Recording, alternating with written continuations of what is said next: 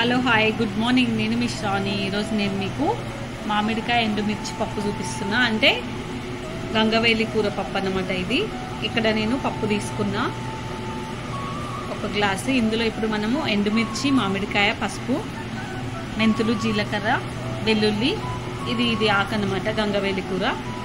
ఇప్పుడు వీటిని ఇందులో వేసుకుందాం. ఓకేనా? ఇది ఇప్పుడు మూత పెట్టేసుకొని స్టవ్ మీద పెట్టుకుందాం.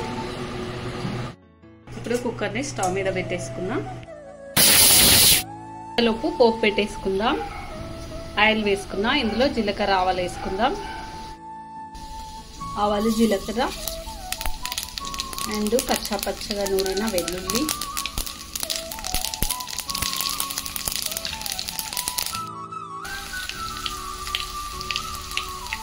కరివేపాకు.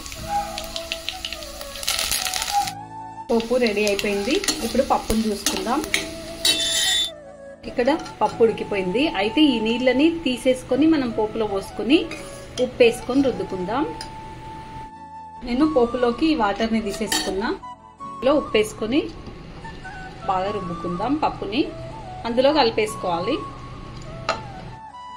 చూడండి, ఇప్పుడైతే నేను అందులో కలిపేసుకున్నాను అనమాట. ఇప్పుడు మనకి ఎండుమిర్చి మామిడికాయ పప్పు రెడీ. ఈ పప్పు మీరు కూడా ఒక్కసారి ట్రై చేయండి. టేస్ట్ మాత్రం సూపర్ అన్నమాట.